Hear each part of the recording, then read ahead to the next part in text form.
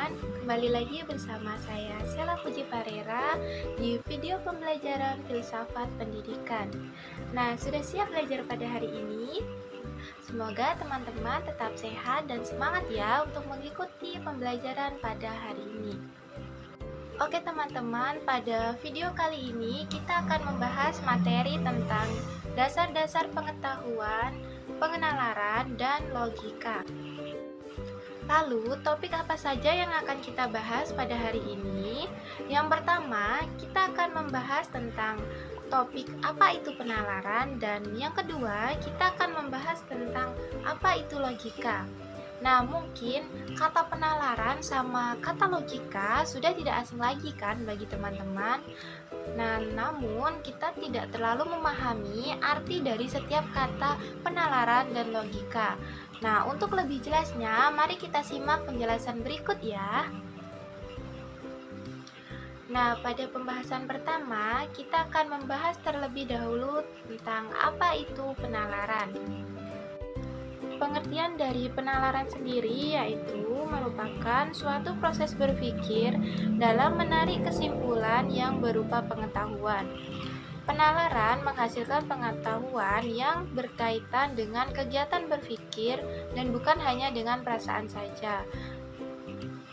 Nah, dari kegiatan berpikir, maka penalaran mempunyai ciri-ciri tertentu. Nah, ciri-ciri dari penalaran itu sendiri, yang pertama, adanya suatu pola pikir yang secara luas dapat disebut logika, atau penalaran merupakan suatu proses berpikir yang logis. Ciri-ciri yang kedua yaitu bersifat analitis dari proses berpikir. Maksud analisis pada hakikatnya merupakan suatu kegiatan berpikir berdasarkan langkah-langkah tertentu. Perasaan intuisi merupakan cara berpikir secara analisis. Next, selanjutnya. Nah, ternyata dalam penalaran memiliki prinsip-prinsip tertentu loh. Nah, prinsip-prinsip penalaran atau biasa disebut dengan aksioma penalaran merupakan dasar-dasar semua penalaran yang terdiri dari 3 prinsip.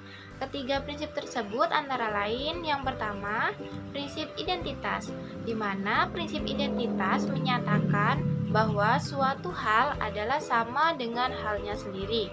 Yang kedua yaitu prinsip non-kontradikti, di mana prinsip non-kontradikti menyatakan bahwa sesuatu tidak mungkin merupakan hal tertentu dan bukan hal tertentu dalam suatu kesatuan.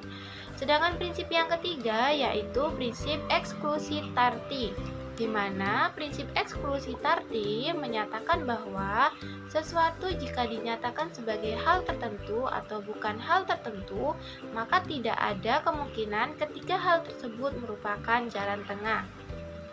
Nah, oke teman-teman, itu tadi penjelasan tentang apa itu penalaran dan beserta prinsip-prinsipnya. Selanjutnya, kita akan membahas tentang topik yang kedua, yaitu apa sih itu logika? Logika sendiri adalah cabang filsafat yang mempelajari, menyusun, mengembangkan, dan membahas asas-asas, aturan-aturan formal, prosedur-prosedur, serta kriteria yang sahih bagi penalaran dan penyimpulan demi mencapai kebenaran yang dapat dipertanggungjawabkan secara rasional. Nah, logika merupakan cabang filsafat yang bersifat praktis, berpangkal pada penalaran atau atas berpikir yang lurus, dan sekaligus juga sebagai dasar filsafat dan sebagai sarana ilmu. Nah, di dalam logika sering kita dengar yang namanya argumen. Argumen didefinisikan sebagai satu set dari beberapa proposisi premis untuk mendapatkan suatu proposisi konklusif. Terdapat argumen P4, diantaranya yang pertama yaitu argumen objek material dan objek formal logika, di mana syarat suatu ilmu pengetahuan adalah memiliki objek material dan objek formal.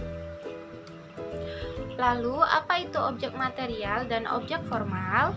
Objek material suatu ilmu ialah material atau bidang atau lapangan penyelidikan ilmu yang bersangkutan. Sedangkan objek formal adalah bagaimana objek material tersebut dipandang.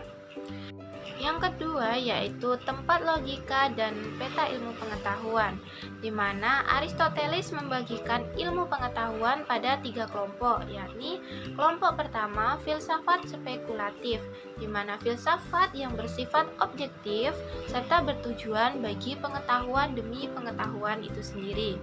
Yang kedua yaitu filsafat partika, memberi pedoman pada tingkah laku manusia yang terdiri dari politik dan etika.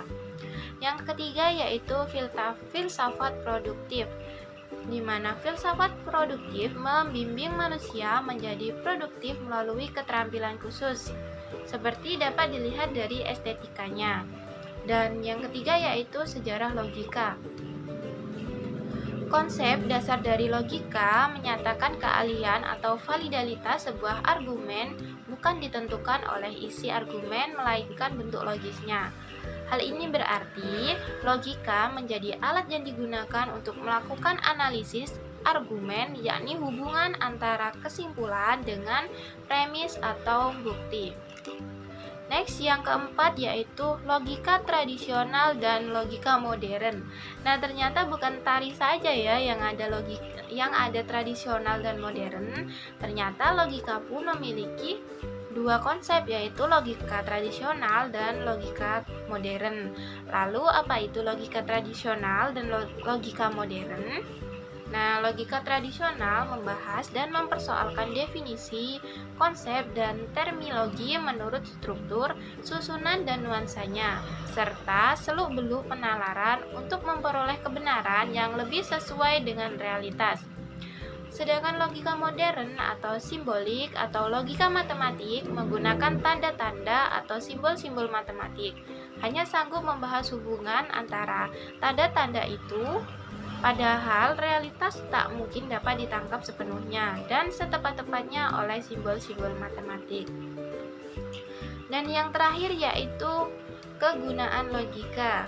Kegunaan logika antara lain yang pertama dapat membantu setiap orang untuk mempelajari berpikir secara rasional, kritis, lurus, tetap, tertib, metodis, dan koheren.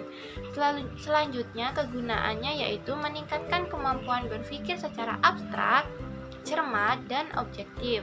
Kegunaan selanjutnya menambah kecerdasan dan meningkatkan kemampuan berpikir secara tajam dan mandiri.